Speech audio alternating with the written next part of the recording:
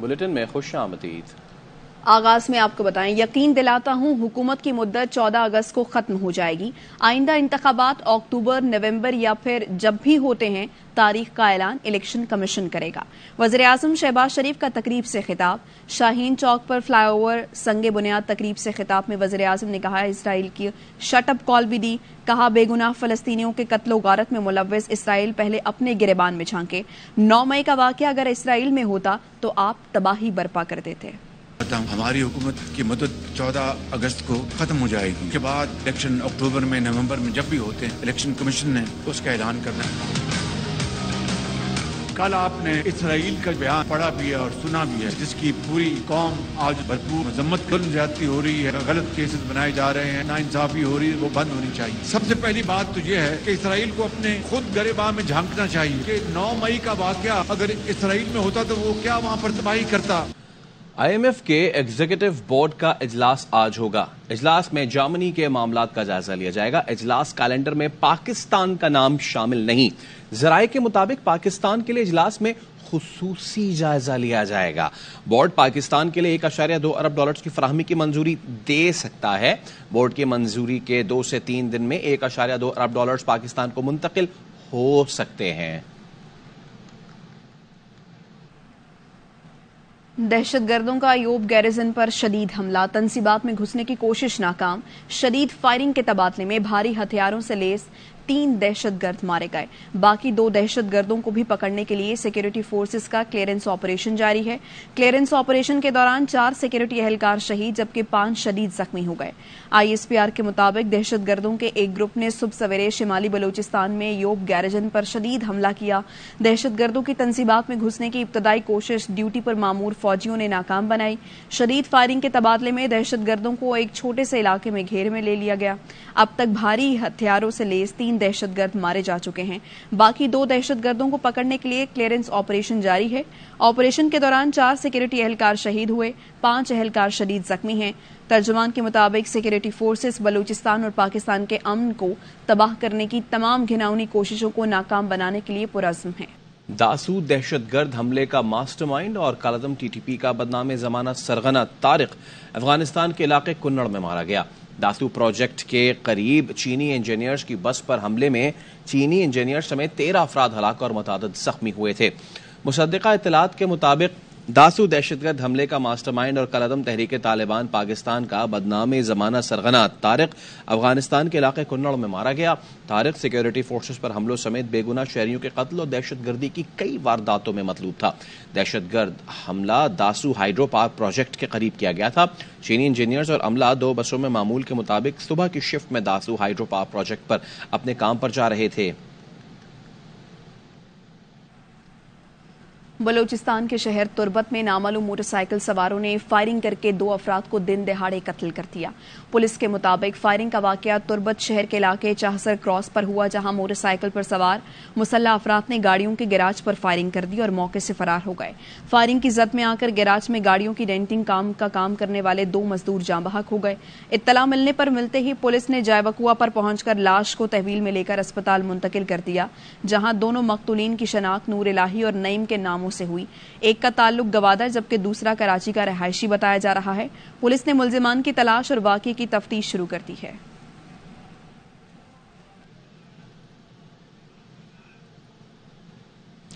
لاہور کے علاقے بھاٹی گیٹ میں گھر کو آگ لگنے سے ایک ہی خاندان کے 10 افراد جاں بحق ہو گئے۔ صرف ایک نوجوان زندہ بچ سکا۔ خواجہ رمضان مجید کی رپورٹ۔ رات گئے محلہ سمیہ میں ایک مرلے کے 3 منزلہ گھر میں ریفریجریٹر میں شارٹ سرکٹ سے آگ بھڑک اٹھی۔ آگ کی شدت اتنی زیادہ تھی کہ گھر میں موجود 10 افراد زندہ جل گئے۔ مرنے والوں میں 3 خواتین، 1 مرد اور 6 بچے شامل ہیں۔ صرف نوجوان زہیب زندہ بچ سکا۔ میرے بھائی نے کہا کیا کرنا ہے، میں کہا میں نیچے جاتا ہوں، یہ اوپر سے آگ لگتا ہے، نیچے آ گئی۔ میں نیچے کی طرف بھاگا ہوں تو نیچے سے آگ ساری اوپر آ رہی تھی۔ گھر کا سربراہ ظہیر الدین دوسرے گھر میں ہونے کی وجہ سے محفوظ رہا۔ کہندا آگ لگ گئی پورے گھر کو۔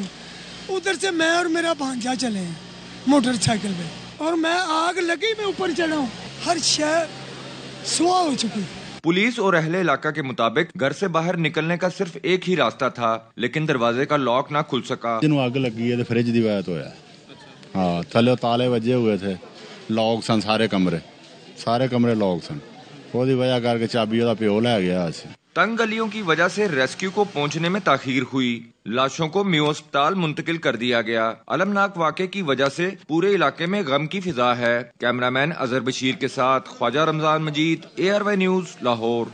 शादी करने दुबई से कराची आने वाला नौजवान पुलिस फायरिंग में जाँ बहक हो गया। मंगूपी चुंगी मोड़ के करीब मुबैना तौर पर ना रुकने पर AVLC एहलकारों ने सीधी फायरिंग करके 30 साला हाशिम सिकंदर की जान ले ली।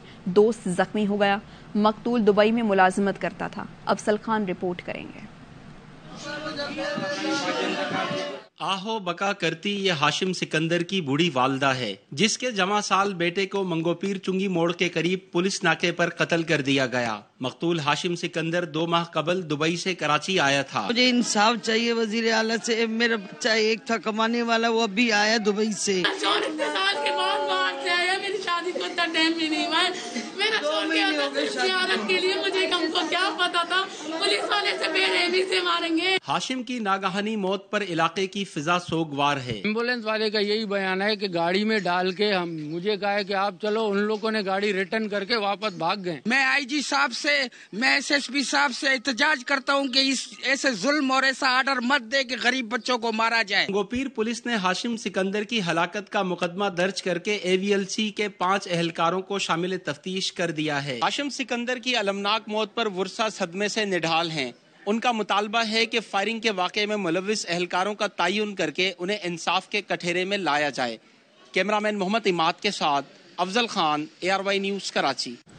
गिलगित बल्तिस्तान में वज़ारत आला के उम्मीदवार गुलबर खान इश्तिहारी निकले। गुलबर खान मर्दान पुलिस को मतलूब है। अदालत ने गुलबर खान के वारंट गिरफ्तारी जारी कर रखे हैं।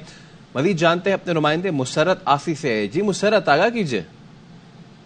गिलगित बल्तिस्तान के PTI फॉरवर्ड ब्लॉक और नून लीग की जो मुत्तफिक उम्मीदवार है वज़ारत आला के लिए गुलबर खान, वो मर्दान के अदालत से इश्तिहारी निकले। इनके खिलाफ PTI से ताल्लुक रखने वाले सेनेटर फैसल सलीम ने मुकामी थाने में FIR दर्ज कर रखी थी और ये FIR 22 लाख रुपए का इनका लेन देन का मामला था, कारोबारी तनाज़ा था। इस हवाले से हाजी गुलबर खान ने एक चेक दिया था और चेक बाद में बैंक से डिसऑनर हो गया, जिसके खिलाफ फैसल सलीम ने मुकामी थाने में FIR दर्ज कराई और अदालत से रजू किया। अदालत ने हाजी गुलबर खान की वारंट गिरफ्तारी भी जारी कर रखे, ताहम अब तक इनकी गिरफ्तारी अमल में नहीं लाई जा सकी है। जी बहुत शुक्रिया आपका मुसरत। मुल्क में गंधारा तहजीब के फरोग के लिए गंधारा सिंपोजियम का दूसरा रोज गैर मुल्की वफूद और बुद्धमत के पेशवाओं को मजहबी सयाहत से मुतालिक ब्रीफिंग दी गई। इस्लामाबाद से देखिए जहांगीर खान की रिपोर्ट में। मजहबी सयाहत के फरोग के लिए सफारती सिफारतकारी। इस्लामाबाद में गंधारा सिंपोजियम का इनेकाद। सिंपोजियम के दूसरे रोज जनूबी कोरिया, मलेशिया, चीन, थाईलैंड, म्यांमार, वियतनाम और श्रीलंका के मुबस्सरीन और बुद्ध भिक्षुओं ने शिरकत की। सिंपोजियम से खिताब में वफाकी वजीर मजहबी अमूर सेनेटर तला महमूद ने कहा कि गैर मुल्की सयाहों को मुकम्मल सिक्योरिटी फराहम की जाएगी। जिस भी रिलीजन से उनका ताल्लुक है, पाकिस्तानी अवाम की तरफ से दावत देता हूँ कि पाकिस्तान उनके लिए खुला हुआ है। बौद्ध भिक्षुओं ने कदीम तारीखी विरसे को महफूज बनाने और मजहबी हम आहंगी के फरोग के लिए हुकूमत पाकिस्तान की काविशों को सराहा। सिंपोजियम के 4 सेशंस में बुद्ध भिक्षुओं और मुबस्सरीन ने पाकिस्तान में कदीम गंधारा तहजीब और बुद्ध मत के सकाफती विरसे के मुख्तलिफ पहलुओं पर रोशनी डाली। Jahangir Khan, ARY news, Islamabad. कराची वालों का सब्र दे गया जवाब। एक ब्रेक के बाद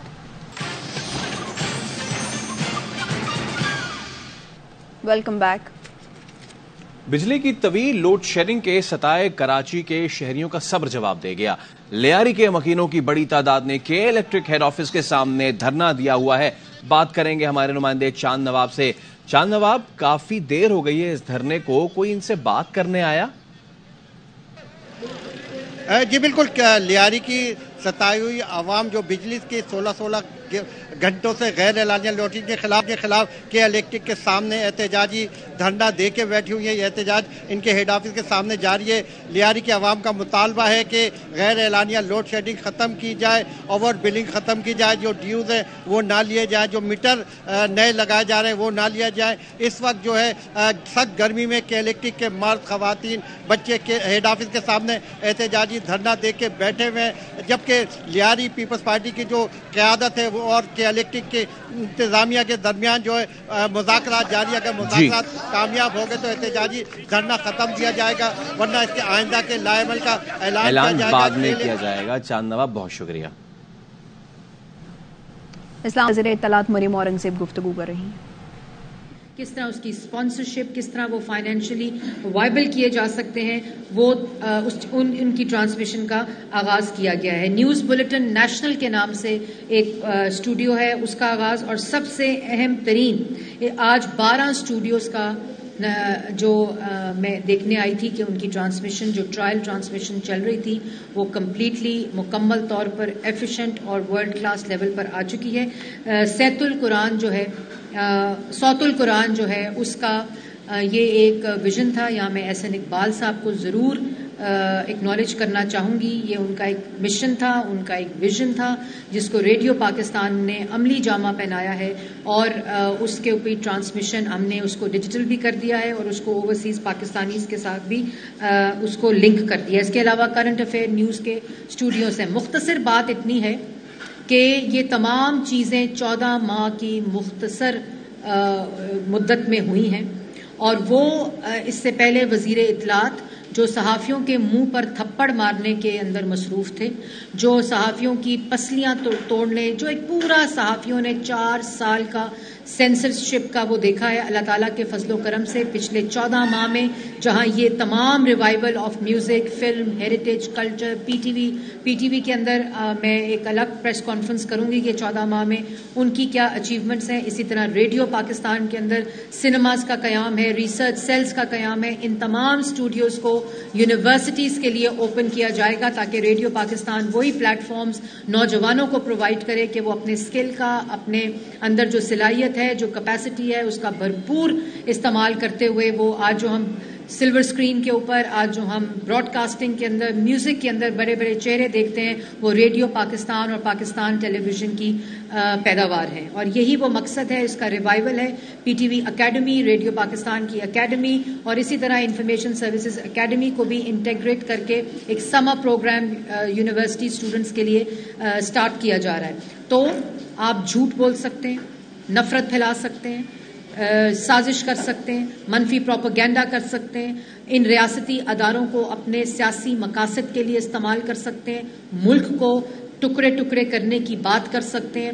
آج موصوف فرما رہے تھے کہ اگر ہم IMF کی حمایت نہ کرتے اور اگر ہم ساتھ نہ دیتے تو IMF نہ مانتا اور ملک ڈیفالٹ کر جاتا. یہ ذہنی کیفیت ہے. اسی لیے میں کہتی ہوں کہ یہ ایک normal, this can not be normal. تو یہ چوائس ہوتی ہے کہ آپ یہ سب تخریبی کام کریں, یہ فراڈ کریں, ملک کے ساتھ چوریاں کریں, جھوٹ بولیں, الزامات لگائیں, تانے دیں, تہمت لگائیں, افراتفری پھیلائیں. دوسری طرف آپ ملک کو تعمیر کر سکتے ہیں, اور جب آپ ملک کو تعمیر کرنے کے مشن پہ نکلتے ہیں تو 14 ماہ کے اندر ہیومن رائٹس کے پوائنٹس, ہیومن رائٹس کی جو ریٹنگ ہے پاکستان کی, کل وہ بہتر ہوئی ہے UN ہیومن رائٹس رپورٹ کے مطابق. فچ کی ریٹنگ پاکستان کی اکانومی کے اندر جو آئی ہے وہ بہتری کے انڈیکیٹرز دکھا رہی ہے. IMF پروگرام جو سسپینڈڈ تھا, وائلیٹڈ تھا, خلاف ورزی ہوئی بھی تھی, ملک کو ڈیفالٹ کے دہانے پر چھوڑ کر گئے تھے, اور روز کہتے تھے ملک سری لنکا بنے گا. اللہ تعالیٰ کے فضل و کرم سے اس کو ڈیفالٹ سے نکال کر معیشت کو استحکام دیا ہے. آج انشاءاللہ سٹاف لیول اگریمنٹ کی میٹنگ ہے بورڈ میں. اللہ تعالیٰ سے دعا گو ہیں کہ یہ IMF کے لیے دعا گو نہیں ہے, یہ ملک کی معیشت کے استحکام کے لیے دعا گو ہیں. اور مجھے امید ہے کہ اسی طرح آپ کے پاس چوائس ہو تو آپ فیٹف کی گریڈ لسٹ سے نکل جاتے ہیں, فچ کی ریٹنگ بہتر ہوئی, ہیومن رائٹس کی ریٹنگ بہتر ہوئی, فریڈم آف ایکسپریشن کے انڈیکس سائٹ 7 پوائنٹ بہتر ہوا. تو کیا وجہ ہے, کیا وجہ ہے کہ 4 سال یہی اشاریہ ملک کا وزیر اعظم, پاکستان کا مسلط شدہ وزیر اعظم میڈیا پریڈیٹر کہلاتا تھا؟ کیا وجہ ہے کہ ہیومن رائٹس رپورٹ جب سپریم کورٹ میں پیش ہوتی تھی تو اس میں ہیومن رائٹس وائلیشن نظر آتی تھی؟ کیا وجہ ہے کہ اکنامک جو پاکستان کی اکانومی ہے اس کو تباہ کر کے ڈیفالٹ کے دہانے پر چھوڑ کے آئے؟ وجہ صرف یہ تھی کہ ویژن مختلف تھا, مشن مختلف تھا. اب ایک تعمیری ویژن ہے جس کے تمام جو نتائج ہیں وہ آج ریڈیو پاکستان میں دیکھنے کو آ رہے ہیں, پاکستان ٹیلی ویژن میں دیکھنے کو آ رہے ہیں, پاکستان کی اکانومی میں دیکھنے کو آ رہے ہیں. اور ہم بہت جلد آپ کو خوشخبری سنائیں گے کہ ریڈیو پاکستان کا سارا آرکائیو پاکستان کی عوام کے لیے پاکستان کے اندر اور پاکستان کے باہر ڈیجیٹائز کر لیا گیا ہے، اور اس کو آپ کے ٹیلی فونز کے اوپر جو باہر پاکستانی بیٹھے ہیں، جو پاکستان کے اندر بیٹھے ہیں، آپ کو اپنے فون کے اوپر اس سارے کانٹینٹ کو مہیا کیا جائے گا. اور یہ تمام وہ چیزیں ہیں جن کو مکمل کر لیا گیا ہے. یہ کوئی پروگرام لانچ نہیں ہو رہا، صرف جو سنیماز ہیں ان کی گراؤنڈ بریکنگ سیریمنی ہوئی ہے، کیونکہ فلم پالیسی کو کمپلیٹ ہونا تھا، فلم کاؤنسل اور فنڈ کاؤنسل کو بننا تھا، اس کا ایک پورا میکینزم بننا تھا. اور اب انشاءاللہ اس ریوائول کے ساتھ پاکستان اکنامک معاشی ترقی، پاکستان کی اندر عوام کو روزگار، مہنگائی میں کمی، تمام اکنامک اشاریے بہتر کرنے کا ایک جو مشن، مشکل سیاسی فیصلے لے کر عوام کو خراج تحسین پیش کرتی ہوں کہ انہوں نے ہماری حکومت کے اوپر اعتماد کیا، صبر سے کام لیا، اور اس کے نتائج بھی آج آ رہے ہیں. اور جس طرح ہم نے ایک فتنے کو، ایک سازشی ٹولے کو، ایک عدم برداشت پھیلانے والی افراتفری کو، جس سیاسی بصیرت کے ساتھ کولیشن گورنمنٹ نے، کیونکہ وہ تو چاہتے تھے کہ ملک کے اندر افراتفری پھیلے، وہ چاہتے تھے کہ ملک کے اندر سازش ہو، لیکن اس سیاسی بصیرت نے ملک کے اندر جو ایک مشن تھا، ایک نیت تھی کہ اس ملک کو مشکلات سے نکالنا ہے اور ہمیشہ کی طرح دوبارہ ترقی کی راہ پہ ڈالنا ہے، اس کو مکمل کیا گیا ہے.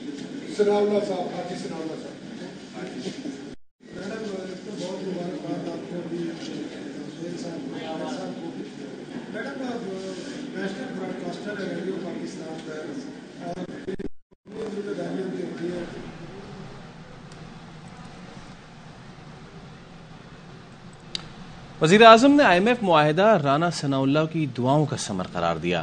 کہا حاجی رانا ثناءاللہ نے مدینے اور مکے میں دعائیں کی، اللہ نے 22 کروڑ عوام کو IMF پروگرام کی کشمکش سے نکالا. رانا ثناءاللہ نے معاہدے کو وزیر اعظم کی کوششوں کا نتیجہ کہہ دیا. بولے IMF کے معاملے پر آپ سرخرو ہوئے، یہ آپ کی حکمت عملی تھی کہ 13 جماعتوں کو ساتھ چلایا اور کسی کو ناراض بھی نہیں کیا.